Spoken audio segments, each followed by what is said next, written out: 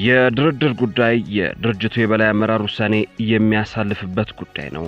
አጠቃላይ ተለዋጭ ሁኔታዎችን ማየት ይጠይቃል። ይህንን ያለው የአፋብን ህዝብ ግንኙነት መምሪያ ኃላፊው አስረስ ማረ ነው። የፋኖ ኃይሎች መደራጀት የግጭቱን አቅጣጫ ይቀይራልን? አሁን ባለው ሁኔታ ድርድር ወይስ ተራዛሚ ጦርነት በሚለው ጉዳይ የተለያዩ አስተያየቶችና ዋቢዎችን ይዘናል። የፋኖ ኃይሎች በአገዛዙ 105ኛ አየር ወለድ ክፍለ ጦር ላይ ከባድ ጥቃት ሰንዝረዋል። በጥቃቱ አንድ ሻምበል ተገድሏል። የአየር ወለዱ ክፍለ ጦር ከወሎ ቤተ አማራ እስከ ሸዋ ቀጠና ከፍተኛ ወታደራዊ ኪሳራ አስተናግዷል። ዝርዝር የግንባር መረጃው ተሰናድቷል። ህወሓት ወሳኝ የታጣቂ ቡድኑ አዛዦችን ለውጥ ማድረጉ ተሰምቷል። ወሳኝ ወታደራዊ አመራሮቹን ወደፊት ሲያመጣ በሌላ በኩል ከወታደራዊ አዛዦችና አጋር ከሚላቸው ታጣቂ ኃይሎች ጋር ምስጢራዊ የተባለ ወታደራዊ ስብሰባ ማካሄዱ ተሰምቷል። ከወታደራዊ ስብሰባው በኋላም አዳዲስ ወታደራዊ ስምሪት መስጠቱ ታውቋል። አብራችሁን ስትዘልቁ ወታደራዊ መረጃዎችን ሰማላችሁ። በኢትዮጵያ ድንበር ከባድ ውጥረት ተፈጥሯል። በ48 ሰዓት ውስጥ ወታደራዊ ዘመቻ ለማካሄድ ታውጇል። በርካታ የደቡብ ሱዳን ታጣቂዎች የሰፈሩበት ጋምቤላ ክልል የጦርነቱ አካል እንዳይሆን አስክቷል። ለዕለቱ የመረጥንላችሁ ቀጠናዊ መረጃችን ነው። ሰላም ጤና ይስጥልን ውድ የጣና ቲቪ ተከታታይ ቤተሰቦቻችን፣ አብራችሁን ስትቆዩ እነዚህንና ሌሎች ዝርዝር መረጃዎችን ታደምጣላችሁ። የጣቢያችን የሰዓቱ ዜና መረጃና ዜና ትንታኔዎቻችን እነሆ ተጀምሯል። እስከ መጨረሻው አብራችሁን እንድትቆዩ አክብሮታዊ ግብዣችን ነው። የድርድር ጉዳይ የድርጅቱ የበላይ አመራር ውሳኔ የሚያሳልፍበት ጉዳይ ነው። አጠቃላይ ተለዋጭ ሁኔታዎችን ማየት ይጠይቃል ሲል የአፋብን ህዝብ ግንኙነት መምሪያ ኃላፊው አስረስ ማረ ገለጸ። አርበኛው ከቢቢሲ አማርኛ ጋር ባደረገው ቆይታም የአማራ ፋኖ ብሔራዊ ንቅናቄ ንግግርና ድርድርን በተመለከተ ምን አይነት አቋም እንዳለው ተጠይቆ አንድ ድርጅት የፈጠርነው ለድርድር ብለን አይደለም ለማሸነፍ ነው የሚል ምላሽ የሰጠ ሲሆን አስረስ አክሎም የድርድር ጉዳይ የድርጅቱ የበላይ አመራር ውሳኔ የሚያሳልፍበት ጉዳይ ነው ብሏል። ቢቢሲ የፋኖ ኃይሎች መደራጀት የግጭቱን አቅጣጫ ይቀይራልን ሲል በሰራው ሰፊ አተታ ላይ አስተያየቱን የሰጠው አርበኛ አስረስ አሁን ባለንበት ሁኔታ ገና ስራዎችን እየሰራን ነው የምንገኘው ሲል ምላሹን ሰጥቷል። የአፋብን የህዝብ ግንኙነት መምሪያ ኃላፊው አስረስ አንድ ድርጅት መመስረቱ በፖለቲካም በወታደራዊ ረገድ ከፍተኛ ለውጥ ያመጣል ያለ ሲሆን የድርጅቱ መመስረት ጥቅሞች ብሎ ከጠቀሳቸው ጉዳዮች አንዱ የፋኖ ኃይሎችን በተመለከተ ያለውን መልከታ ይቀይራል የሚል ነው። በቀጠናው ያሉ ኃይሎችም ሆኑ በርቀት ያሉት ምዕራባውያን ሌላም የሚመለከተው ጉዳይ አለኝ የሚል አካል ሁሉ ይህንን ትግል የሚያይበት መነጽር በፍጹም ይቀየራል ያለው አስረስ የአዲስ ድርጅት አጋር እነማን ይሆናሉ የሚለው ግን አላብራራም። ዓለም አቀፉ ማህበረሰብ መንግስት የመሆን እድል ያለን መሆኑን ትግሉን በመናሸነፍ ጊዜ ለሀገር የሚታመን ኃላፊነት የሚወስድ አመራር ቡድን ያለው መሆኑን በሚገባ የሚያመላክት ነው ሲሉ አስረድተዋል። አፋብን መመስረቱ በታጣቂዎቹ ዘንድም አዲስ መነሳሳት ይፈጥራል፣ እንዲሁም ህዝቡ በትግሉ ላይ ያለውን እምነት ይጨምራል ሲልም ተናግሯል። በሌላ በኩል ቢቢሲ ያናገራቸው አንድ የዶክትሬት ዲግሪያቸውን በሰላምና ደህንነት ላይ የሰሩት ዶክተር ዳንኤል የተባሉ አጥኚ የፋኖ ኃይሎች እንቅስቃሴ አንድ ድርጅት መመስረቱ ትልቅ እርምጃ መሆኑን በመጥቀስ የኃይሎቹ ወደ አንድ መምጣት የግጭቱን አካሄድ ቢሆን ይቀይረዋል የሚል እምነት እንደሌላቸው አስተያየታቸውን ሰጥተዋል። እንደዚህ አይነት የትጥቅ ትግሎች ውጤታማ ለመሆን ከአንድ ማዕከል ተነስቶ እየሰፋ የሚሄድ ቁጥጥር ሊኖረው እንደሚገባ የሚያነሱት ዶክተር ዳንኤል የፋኖ ኃይሎች ያሉትን ግን በየገጠራማ ቦታው እንደሆነ በመጥቀስ ይከራከራሉ። አሁን የተዋሃዱት ቡድኖች መጨረሻዎቹ የፋኖ ኃይሎች ናቸው የሚል እምነት እንደሌላቸውም ገልጸዋል። አሁንም ያልጠሩ ነገሮች እንዳሉ የሚናገሩት ተመራማሪው ያጋጥሟቸው የሚችሉ የተለያዩ ተግዳሮቶችም ይዘረዝራሉ። ትልቅ ተግዳሮቶች ያለባቸው ምንድነው? የወንጀል ክፍሉ በጣም ከባድ ነው። በየመንገዱ ዝርፊያ አለ። በየጊዜው ሰው ይታገታል። መንገድ ላይ ቀረጥ ክፈል ይባላል። መኪና ይቃጠላል። መሬት ላይ ያለው ህዝብ ተማሯል ሲሉ ምልከታቸውን ተናግረዋል። በተጨማሪም በፋኖ ኃይሎች መካከል አለ የሚሉት አውራጃዊነትና የበላይነትን ለመያዝ የሚደረግ ሽሚያም በተግዳሮትነት ያነሳሉ። ያንን መጥራት ከቻሉ በትክክልም አንድ ማዕከላዊ የእዝ ሰንሰለትን ማምጣት የሚችሉ ከሆነ የአውራጃዊነት ግንቡን ማፍረስ የሚችሉ ከሆነ ቢያንስ ግፊት አድርገው መንግስትን ወደ ንግግር ውይይት ማምጣት የሚችሉ ይመስለኛል ብለዋል። የአፋብን ህዝብ ግንኙነት መምሪያ ኃላፊው አስረስ በበኩሉ በተመራማሪው የሚነሳውን የአውራጃዊነት ክፍፍል አይቀበለውም። ባለፉት 30 ወራት በተደረገው የትግል ሂደት ውስጥ አንድ ሰፈር ውስጥ በአደረጃጀቶች መካከል የተነሳ ቁርሾ ሊኖር ይችላል። ከአውራጃ ወደ አውራጃ ግን አንድም ጥይት ተተኩሶ አያውቅም፣ አንድም ግጭት ተከስቶ አያውቅም ሲል ተከላክሏል። የድርጅታችን መመስረት ይህንን የአውራጃዊነት የፖለቲካ እንቅስቃሴ እንዲደረግ ሲሰሩ የነበሩ ግለሰቦችን ያሳፈረና ያንን አጀንዳ ይዘጋ ነው ብለን እናምናለን ሲሉም በአጽንኦት ምላሽ ሰጥቷል። በአንድ ድርጅት ስር መዋቅር የንግግር እድልን ያሰፋል ወይ ለሚለው የቢቢሲ ጥያቄ ምላሽ የሰጡት ዶክተር ዳንኤል በአጠቃላይ ግጭቱ ወደ ሰላም ድርድር ለማምራት በሚያስችል ደረጃ በስሏል ለማለት እንደሚቸገሩ ገልጸዋል። ሁለት አካላት ወደ ድርድር ለመግባት አቅማቸው ተሟጧል፣ ኤግዛስትድ ወይ ለመደራደር ፍላጎት አላቸው ወይ፣ የመደራደርና መድረክ ተመቻችቷል ወይ፣ ሊያደራድሩ የሚችሉ አካላት አሉ ወይ የሚሉ ጥያቄዎች መመለስ እንደሚኖርባቸው ዘርዝረዋል። በተለይም በፋኖ ኃይሎች በኩል አሁንም አጥቅቶ መሸሽ፣ የደፈጣና ድንገተኛ ጥቃት የመፈጸም አንዳንድ ኢላማ ያላቸው ዘመቻዎችን የማድረግ ነገር ይኖራል። መደበኛ ኮንቬንሽናል የሆነ ፊት ለፊት ውጊያ ግን አይኖርም ሲሉ መላምታቸውን አስቀምጠዋል። አክለውም ያካሄድ ለድርድር የሚያበቃ አስገዳጅ ሁኔታ የመፍጠር አቅሙ ዝቅተኛ መሆኑን ያነሳሉ። የሆነ ሆኖ አዲሱ ድርጅት ጠንክሮ የሚመጣ ከሆነ ቦታዎችን መያዝ፣ ጫና መፍጠር የሚችል ከሆነ ያኔ ሁኔታዎች ሊቀየሩ እንደሚችል ተመራማሪው ጠቁሟል።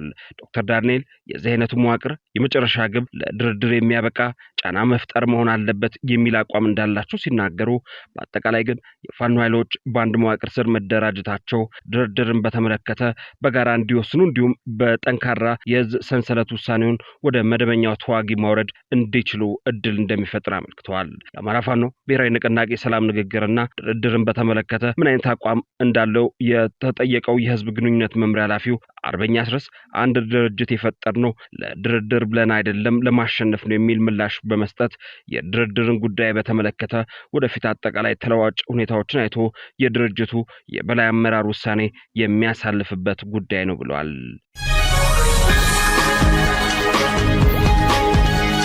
የፋኖ ኃይሎች በአገዛዙ 105ኛ አየር ወለድ ክፍለ ጦር ላይ ከባድ ጥቃት ሰንዝረዋል። በጥቃቱ አንድ ሻምበል ተገድሏል። የአየር ወለዱ ክፍለ ጦር ከወሎ ቤተ አማራ እስከ ሸዋ ቀጠና ከፍተኛ ወታደራዊ ኪሳራ አስተናግዷል። በወሎ ቤተ አማራ ከባድ ወታደራዊ ኪሳራ አስተናግዶ ሸዋ መርሃ ቤት የገባው የአገዛዙ 105ኛ አየር ወለድ ክፍለ ጦር በአጼ ዳዊት ክፍለ ጦር በተመራ ድንቅ ኦፕሬሽን ሌላ ተመሳሳይ ወታደራዊ ኪሳራ አስተናግዷል። የአማራ ፋኖ ብሔራዊ ንቅናቄ አፋብን ሸዋ ጠቅላይ ግዛት እዝ ከተሰማራባቸው የሸዋ ቀጠናዎች ውስጥ በመርሃ ቤት አውራጃ በ105ኛ አየር ወለድ ክፍለ ጦር ላይ በትላንትናው ዕለት ከፍተኛ ድል መቀናጀቱን እዙ አስታውቋል። በሸዋ መርሃ ቤቴ አውራጃ የአገዛዙ ሰራዊት መነሻውን ከሬማ ከተማ በማድረግ በግብር ስም ህዝቡን ለመዝረፍ በከተማዋ በቅርብ ርቀት ላይ በምትገኘው የመጅት ቀበሌ ነዋሪዎች ላይ ከፍተኛ ድብደባ በመፈጸም ያልተመጣጠነ የግብር ተመን በመጣል በአስገዳጅ ገንዘብ እየሰበሰበ ባለበት ወቅት ነው ፋኖ እርምጃ ወሰደው።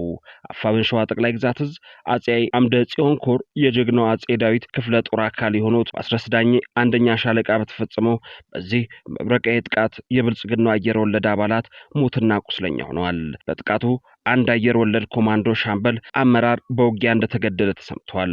በወደ ውጊያ መረጃው ላይ እንደተመላከተው አዋጊ ኮማንዶዎቹ ከ8 በላይ የእጅ ስልካቸውን ሳይቀር ጥለው ሲሸሹ ከ10 በላይ ወታደራዊ ቦርሳዎችንና ከህዝብ በመሰብሰብ ላይ የነበረ በርካታ ገንዘብና የጤና መድን ደረሰኝና ሌሎች ዶክመንቶችን በድንገት ጥለው ወደ መጡበት ሬማ ከተማ መሸሻቸው በመረጃው ላይ ተመላክቷል።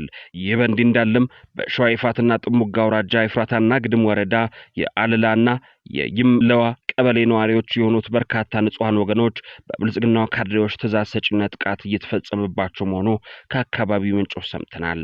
በተለይም የአፋብን ሸዋ ጠቅላይ ግዛት እዝ አጼ አምደ ጽዮን ኮር የ70 ክፍለ ጦር አባላትና በቀጠናው የሚገኙ የሸዋ ጠቅላይ ግዛት እዝ የአርበኞች ጦር ሰራዊት አባላት የሆኑ ቤተሰቦችን የፋኖ ቤተሰቦች በመሆናቸው ብቻ ምርጠው በግፍ ማሰራቸውን ክፍለ ጦሩ በግንባር መረጃው አስታውቋል። ከገፍ እስረኞቹ ውስጥ ከ10 በላይ የፋኖ አመራር እንዲሁም ከ20 በላይ የፋኖ አባላት ቤተሰቦች ባገዛዙ ባጣዬ ከተማ ፖሊስ ጣቢያ በግፍ ታስረው እንደሚገኙ የአማራ ፋኖ ብሔራዊ ንቅናቄ አፋብን ሸዋ ጠቅላይ ግዛት እዝ የህዝብ ግንኙነት መምሪያው በመረጃ አመልክቷል።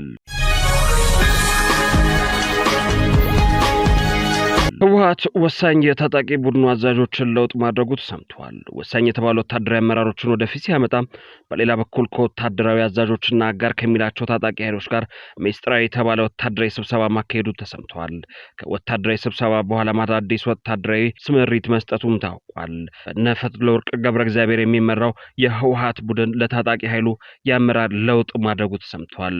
ለጉዳዩ የቀረቡ ምንጮች እንደጠቆሙት የህወሓት ታጣቂ ዋና አዛዥ ሆነው የተመደቡት ብርጋዴር ጀነራል ኃይለ ሥላሴ ግርማይ ወዲ እምበይተይ፣ የዘመቻ መምሪያ ኃላፊው ደግሞ ሜጀር ጀነራል ዮሐንስ ወልደ ጊዮርጊስ ጆን መዲድ፣ የስልጠና ኃላፊ ብርጋዴር ጀነራል ምግበይ ኃይሌ ሲሆኑ የህወሓት ወታደራዊ መረጃ ኃላፊ በመሆን የተመደቡት ደግሞ ሜጀር ጀነራል ማሾ በየነ ናቸው። እንደ መረጃው ምንጮች ጥቆማ እነዚህ ወታደራዊ አመራሮች ለውጊያ ዝግጁነትን ከማረጋገጥ ባለፈ የውጊያ ጭንቅላት ሆኖ እንደሚያገለግሉ በፖለቲካ አመራሩ ዘንድ ታምኖባቸዋል። ይህ የአመራር ምደባ በትግራይ ጊዜያዊ አስተዳደር ሌተናል ጀነራል ታደሰ ወረደ ዘንድ ተቀባይነት እንደሌለው ምደባው በህወሓት አንደኛው ቡድን የተወሰነ እንደሆነ ነው የጠቆሙት። በእስካሁኑ አሰራር የታጣቂ ቡድኑ ዋና አዛዥ ሌተናል ጀነራል ታደሰ ወረደ እንደሆነ ይታወቃል። የሆነ ሆኖ በክልሉ የሰፈነ ወታደራዊ ስርዓት አልበኝነት ከጊዜያዊ አስተዳደሩ አቅም በላይ ነው የሚሉት ምንጮች ታደሰ ስልጣናቸው ፍጹም አደጋ ውስጥ መግባቱን ቀጣይ ወታደራዊ ክስተቶች ተጠባቂ እንደሆኑም አመልክተዋል። በተመሳሳይ ወታደራዊ መረጃ በራያ አላማጣ መሆኒ ከተማ ራያ ሜዳ የተባለ ሆቴል ላይ ሚስጥራዊ ወታደራዊ ስብሰባ መካሄዱን ለጣና የደረሳት መረጃ ያሳያል። ሚስጥራዊ የተባለውን ወታደራዊ ስብሰባ የመሩት ጄኔራል ዮሐንስ ጆን መዲድ መሆናቸው ለጉዳዩ የቀረቡ ወታደራዊ የመረጃ ምንጮች ጠቁመዋል። በዚህ ወታደራዊ ስብሰባ ላይ ከግንባሩ ሁሉም የአርሚ ተወካዮችና ወታደራዊ አዛዦች በተጨማሪ የህወሓት አጋር ኃይሎችም መገኘታቸው በወታደራዊ መረጃው ላይ ተመላክቷል። በዚህ ወታደራዊ ስብሰባ ተሳታፊ ካደረጋቸው መካከል የአፋር ኃይሎችና ወታደራዊ መሪዎች መሆናቸው ታውቋል። የስብሰባው መወያ አጀንዳም በወታደራዊ ስምሪቶች ላይ ትኩረት ያደረገ ነው። ከዚህ ወታደራዊ ስብሰባ በኋላ ቢያንስ በሶስት ግንባር ወታደራዊ ስምሪት መደረጉ በመረጃው ላይ ተመላክቷል። ህወሓት ወታደራዊ ስምሪት የሰጠው የምዕራብና የደቡብ እንዲሁም የደቡብ ምስራቅ ቀጠና በሚል በሶስት ቀጠናዎች ሲሆን ከነዚህ ቀጠናዎች መካከል በተለይም በራያ ቀጠና ያለው ወታደራዊ ዝግጅት ከፍ ያለ ሆኖ ታይቷል። ትምህርት ቤቶችና ሌሎች በርካታ ተቋማትን ወታደራዊ ካምፕ ያደረገው ህወሓት በራያ ሆስፒታል እስከ 500 ሚሊዮን ብር ድረስ የሚያወጡ መድኃኒቶችና የህክምና ቁሳቁሶችን በመውሰድ ለተዘጋጀበት የጦርነት ዝግጅት ለመዋል ወደ ጊዜያዊ ወታደራዊ ካምፕ ማከፋፈሉን ከስፍራው የወጡ መረጃዎች ያመለክታሉ። ከዚህ ጋር ተያይዞ ተቃውሞ ያሰሙ የራያ ሆስፒታል ሰራተኞች በተለይም በአማራ ክልል ተቀጥሯል የተባሉ 323 ሰራተኞች በምክንያቱ ለቀው እንዲወጡ በማድረግ ህወሓት በኃይል መጠቅለል ሂደቱን በለየለት መዋቅራዊ ወረራው አጠናክሮ ቀጥሏል። ለኃይል ወረራው እና ለተገንጣይነቱ ያግዙኛል ያላቸውን የአፋር ታጣቂዎችን ወደ ራያ ግንባር መሆን ቀጠና ማንቀሳቀሱም ተሰምቷል። ከዚህ ወታደራዊ ስምሪት 2 ቀናት በፊት ከአዛዣቸው ጋር በመሆን ከተማ ስብሰባ ካደረገ በኋላ ታጣቂዎቹ እንዲሰማሩ ማድረጉ ነው የተሰማው። እንደ ወታደራዊ መረጃው በእደጋ አርቢት ወታደራዊ ስልጠና ሲወስዱ የነበሩ እነዚህ የአፋር ዲሞክራሲያዊ ነጻነት ኃይሎች የተባሉ ታጣቂዎች በአሁኑ ሰዓት ወደ መሆኒ ግንባር ተንቀሳቅሰዋል። በዚህ ግንባር የተሰማሩ የአፋር ታጣቂዎች ቁጥር ብዛት 270 ይደርሳል ተብሏል። ህወሓት በአፋር ግንባር ለሚኖረው ዘመቻ በተለይም በአፋር መቀመጫውን አድርጎ ከህወሓት ጋር የተለያዩ የውጊያ ሙከራዎችን ሲያደርግ የነበረውና በብልጽግና የሚደገፈውን የትግራይ ሰላም ኃይሎች የተሰኘ የታጠቀ ቡድን ዳግም በመምታት አካባቢውን ለመቆጣጠር ከአፋር ታጣቂ ጋር አጋርነት በመፍጠር የወታደራዊ ስምሪቱ አካል እንዳደረገ በመረጃው ላይ ተመላክቷል። ይህ በእንዲህ እንዳለም ህወሓት በኤርትራ እንደጀመረው ጽምዶ የተሰኘ ጥምረት በሱዳንም የህዝብ ለህዝብ ግንኙነት የሚል እንቅስቃሴ መጀመሩ ተሰምቷል። በድምጽ ወያኔ የተሰራጨው መረጃ ከኤርትራ ባለፈ ሱዳንን ማካቶ የሶስቱ ህዝቦች ጥምረት በሚል በሱዳን አንድ ፕሮግራም መካሄዱ ተሰምቷል። ጥምረቱም ግንኙነቱም የህዝብ ለህዝብ ነው ቢባልም አሰላለፉ ፖለቲካዊና ወታደራዊ እንደሆነም በዚህም በጀነራል አብዱል ፈታህ አልቡርሃን ብሔራዊ ጦር ጋር እንደሆነ ነው የተመላከተው። ይህ በምስራቃዊ ሱዳን ከጎንደር ሁመራ በቅርብ ርቀት በሚገኘው ሐምዳይት ቀጠና የተካሄደ የሶስትዮሽ ግንኙነት ህወሓት ለታጣቂ ቡድኑ አዲስ የአመራር ምደባ ባደረገበት ወቅት የተካሄደ መሆኑ ቀጣዩን ክስተት ጦርነት ሊያደርገው እንደሚችል አስክቷል። በኢትዮጵያ ድንበር ከባድ ውጥረት ተፈጥሯል። በ48 ሰዓት ውስጥ ወታደራዊ ዘመቻ ለማካሄድ ታውጇል። በርካታ የደቡብ ሱዳን ታጣቂዎች የሰፈሩበት ጋምቤላ ክልል የጦርነቱ አካል እንዳይሆን አስክቷል። አዋጁ የተነገረው በደቡብ ሱዳን ነው። ባለፈው ዓመት የጥምር መንግስቱ ዋነኛ አካል የሆኑት የተቃዋሚው መሪና የሀገሪቱ ምክትል ፕሬዚዳንት ሪክ ማቻር በቁጥጥር ስር ከዋሉ በኋላ ደቡብ ሱዳን ወደ እርስ በርስ ጦርነት እያመራች ነው። በማቻር የሚመሩት ወታደራዊ ክንፎች ጁባ ላይ መሳሪያ በማንሳት በዓመት ውስጥ ከ3 በላይ ቁልፍ ከተሞች መቆጣጠራቸው ውጥረቱን ከፍ አድርጎታል። የደቡብ ሱዳን መንግስት ጦር SSPDF ዘመቻውን ለመቀልበስ ከፍተኛ ዘመቻ ከሰሞኑ አውጇል። በሳምንቱ መጀመሪያ ጦሩ የ48 ሰዓት ቅድመ ዘመቻ ማስጠንቀቂያ አሰምቷል። የደቡብ ሱዳን ጦር ከኢትዮጵያ ጋምቤላ ክልል በስተ ምስራቅ አኮቦ ወንዝን ተሻግራ በምትገኝ ግዛት ነው የጦር ዘመቻ ያወጀው። ግዛቷ ጆን ግሊ ሰንትሰን የጁባ ጦር ነዋሪዎች የእርዳታ ሰራተኞች ጨምሮ በ48 ሰዓታት ውስጥ ማህበረሰቡ አካባቢውን ለቆ እንዲወጣ ትዕዛዝ ሰጥቷል። ጦሩ በተቃዋሚ ኃይሎች በተያዘው ጆንግሊ ግዛት ላይ ለመዝመትም ከፍተኛ እንቅስቃሴ አድርጓል። ጉዳይ ያሳሰበው የተባበሩት መንግስታት ማሳሰቢያ ሰጥቷል። ማሳሰቢያው የጁባ ጦር ዘመቻ በሀገሪቱ የቀጠለው ሰብአዊ ቀውስ ሳያባብሰው እንዲቆም የሚጠይቅ ነው። የደቡብ ሱዳን የእርስ በርስ ጦርነት እንደ አውሮፓ አቆጣጠር በ2018 በኢጋድ አደራዳሪነት አዲስ አበባ ላይ በተፈረመው ስምምነት ጦርነቱ ቆሞ ነበር። ጦርነቱ ሲቆም ሳልቫኪር በፕሬዝዳንትነት ማቻር ደግሞ በምክትል ፕሬዝዳንትነት የሚመሩትን መንግስት አዋልዷል። ሁለቱ ኃይሎች ጦራቸው የሀገሪቱ ጦር ሆኖ እንዲዋሃድም ፍኖተ ካርታ ያስቀመጡበት ጊዜ ነበር። ባለፈው ዓመት ማቻር በጁባ ኃይሎች በቁጥጥር ስር ውለው በሰብአዊ መብት ጥሰትና ሀገር ክህደት ክስ ተመስርቶባቸዋል። አሁን ላይ የማቻር ኃይሎች ዋአት፣ ዩአይ እና ፓጁት የሚሰኙ አካባቢዎችን ተቆጣጥረዋል። ይህንን ተከትሎ የደቡብ ሱዳን ጦር ስፍራቸውን ለማስለቀቅ የጦር ዘመቻ አውጇል። ጦሩ ዘመቻውን ተልዕኮ ሰላም ማጽናት ሲል ሰይሞታል። ትላንት የደቡብ ሱዳን ህዝቦች የመከላከያ ኃይል SSPDF ቃል አቀባይ የሆኑት ሜጀር ጀነራል ሉል ሩአይ ኮአንግ በቪዲዮ ባወጡት መግለጫ በኢትዮጵያ ድንበር አቅራቢያ ዘመቻው እንደሚካሄድ ገልጸው በ48 ሰዓት ውስጥ ሲቪልና የእርዳታ ሰራተኞች ተቃዋሚዎች ከያዙት አካባቢ ለቀው እንዲወጡ አስጠንቅቋል። በድንበሩ አካባቢ ያሉ የማቻር ኃይሎች የሆኑት የሱዳን ህዝባዊ ነጻነት ንቅናቄ ተቃዋሚዎች SPLA-IO አሁን ህጋዊ የወታደራዊ ኢላማዎች ናቸው ሲሉም ጀነራሉ አውጀዋል። በደቡብ ሱዳን የተመድ የሰላም ተልዕኮ ጉዳዩ እንዳሰጋው ገልጾ ወታደራዊ አመራሮች ሲቪሉን ጠቅሰው ውጡ ማለታቸው ተቃውሟል። ተመድ በ28 የተቋጨ የደቡብ ሱዳን ጦርነት ከ180 ሺህ በላይ ሰዎች አሁንም ድረስ አፈናቅሎ እንደሚገኝ በመግለጫው ላይ አክሏል። የጦር ዘመቻው ሀገሪቷን ወደ ሌላ ዙር የእርስ በርስ ግጭት የሚመራ ነው ሲልም አስጠንቅቋል። ይህ ደግሞ ለኢትዮጵያም የሚተርፍ ከባድ አደጋ ሆኖ ተመላክቷል። በተለይም በርካታ የደቡብ ሱዳን ታጣቂዎች የሰፈሩበት ጋምቤላ ክልል የስጋቱ ቀዳሚ ቀጠና ነው።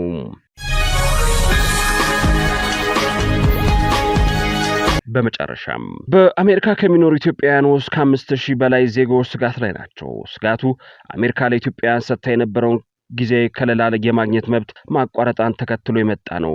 የስደተኞች መብት ተሟጋቾች የዶናልድ ትራምፕ አስተዳደር ለኢትዮጵያውያን የሰጠውን የጊዜ ከለላ ለማቆም የወሰነውን ውሳኔ እንዲያነሳ በፌዴራል ፍርድ ቤት ክስ በመስረታቸውና እርምጃው ከ5000 በላይ ኢትዮጵያውያንን ከሀገሪቱ የመባረር እና የስራ ፈቃድ ማውጣት አደጋ መጋረጡን ሮይተርስ ዘግቧል። ባለፈው ሐሙስ ዕለት በቦስተን ፌዴራል ፍርድ ቤት በ3 ኢትዮጵያውያንና አፍሪካን ኮሚኒቲስ ቱጌዘር በተባለ ግብረሰናይ ድርጅት የቀረበው ክስ በአፍሪካ የአሜሪካ የሀገር ውስጥ ደህንነት መስሪያ ቤት የኢትዮጵያን የጊዜያዊ ከለላ ደረጃ ከየካቲት 6 ቀን 2018 ዓ.ም ጀምሮ ለማቋረጥ ያስተላለፈውን ውሳኔ ይቃወማል።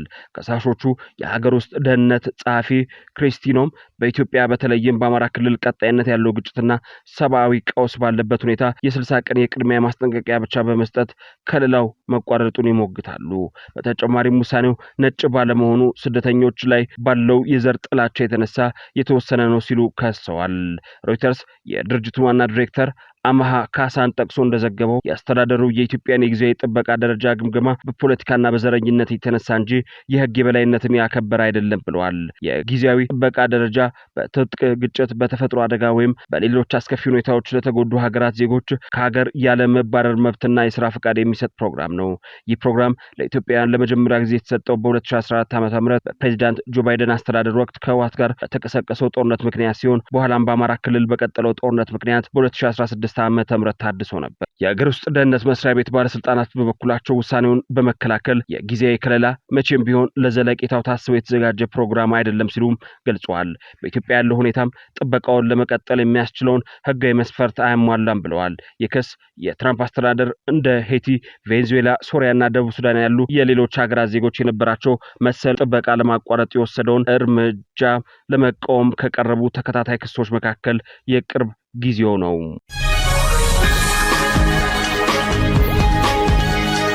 ክቡራን ቤተሰቦቻችን ለሰዓቱ የተሰናዱት መረጃዎቻችን የተከታተሏቸውን ይመስሉ ነበር። አብራችሁን ስለቆያችሁ ልባዊ ምስጋናችን ይድረሳችሁ እያልን የጣና ቲቪ ወቅታዊ ዜናዎች፣ ትንታኔዎችና ልዩ ልዩ ፕሮግራሞች እንዲደርሷችሁ ቻናላችንን ሰብስክራይብ በማድረግ ቤተሰብ ይሁኑ። በተሳትፎ የትግል ሚዲያውን እንዲያጠናክሩ ጥሪያችንን እናቀርባለን። ጣና ቲቪ ከሀቅ ጋር